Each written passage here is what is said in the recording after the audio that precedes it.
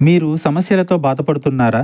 శ్రీ కట్టమైసమ్మ తల్లి జ్యోతిష్యాలయం పూజారి గారిని సంప్రదించండి. మీరు కోరుకున్న పనులు మూడో వ్యక్తికి తెలియకుండా పూజలు చేయబడును.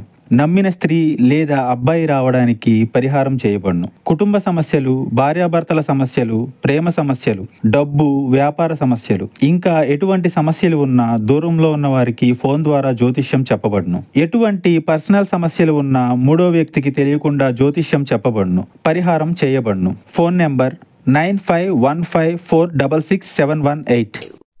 అందరికీ నమస్కారం అండి. ఛానల్లోకి తిరిగి స్వాగతం. ఈ రోజున ఖచ్చితంగా కన్యా రాశి జాతకులు ఈ నిజం విని తట్టుకోలేరు. ఏమిటి ఆ నిజం? ఏం జరగబోతుంది? ఎటువంటి ఫలితాలు వీరికి గోచార రీత్యా కలగబోతున్నాయి? అన్ని వివరాలు వీడియోలో తెలుసుకుందాము. వీడియో మీకు నచ్చితే ఒక చిన్న లైక్ అయితే చేసి మమ్మల్ని సపోర్ట్ చేయండి. ఇక ఆలస్యం లేకుండా వీడియోలోకి వచ్చేద్దాము. మధ్యాహ్నం 1:30 దాటాక చంద్రుడు అష్టమ స్థానంలోకి ప్రవేశించి రాహు కుజుల దృష్టి తాకుతుంది. మీ జీవితంలో ఇది గూఢ విషయాల బహిరంగంగా భావించబడుతుంది. ముఖ్యంగా మీ వ్యక్తిగత జీవితంలో నమ్మకంపై ఒక పెద్ద గాయం మోపబడుతుంది. మీరు ఆశించిన వారి నుంచి గట్టిగానే దెబ్బ తగలొచ్చు. మీరు నమ్మిన వ్యక్తి మీరు ఊహించని ప్రవర్తన చేస్తారు. గడచిన కాలంలో వారిపై చాలా నమ్మకం పెట్టుకున్నారు. ఇప్పుడు పూర్తిగా భిన్నంగా మారిపోయి మిమ్మల్ని మోసం చేసినట్లు తెలిసే దుస్థితి దాపురిస్తుంది. ఇది కేవలం వ్యక్తిగతం కాదు, ఆర్థికంగా లేదా పరువు విషయంలో కావచ్చు. మీ దగ్గర వారే మీ యొక్క అభివృద్ధి అడ్డుకోవడానికి చేస్తున్న కుట్ర కావచ్చు. ఒక్కసారిగా చెవిన పడుతుంది. వారి మాటల్లో వక్రీభావం ఉంటుంది. ఎవరో ఒకరు రికార్డింగ్ మెసేజ్ లేదా థర్డ్ పర్సన్ ద్వారా ఈ నిజం మీకు తెలుస్తుంది. విన్న వెంటనే అసహనం, దుఃఖం, కోపం కూడా కలగడం సహజమే.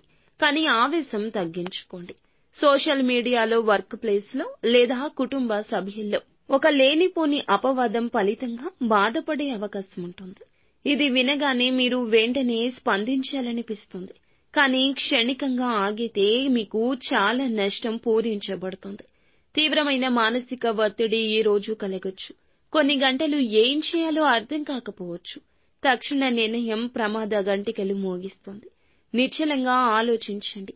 నమ్మిన వ్యక్తితో మాటల్లో గౌరవం ఉండాలి. ప్రతి విషయానికి వెంటనే స్పందించొద్దు.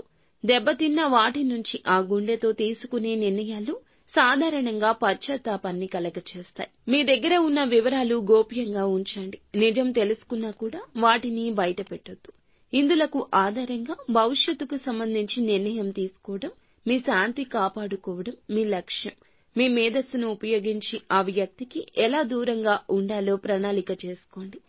ఓం శ్రీ హనుమతే నమః ఈ యొక్క మంత్రాన్ని కష్టం కలిగిన ప్రతిసారి, బాధ కలిగిన ప్రతిసారి బాధాతప్త హృదయంతో 21 సార్లు జపించండి. ఖచ్చితంగా హనుమంతుని అనుగ్రహం కలుగుతుంది. మానసిక స్థైర్యం కలుగుతుంది. మీ జేబులో ఈ రోజున ఒక నిమ్మకాయను పెట్టుకుని వెళ్ళండి. మీకు ఉన్న దృష్టి పోతుంది. మీకు మనసు ప్రశాంతంగా మారుతుంది. అంతా మంచి జరుగుతుంది.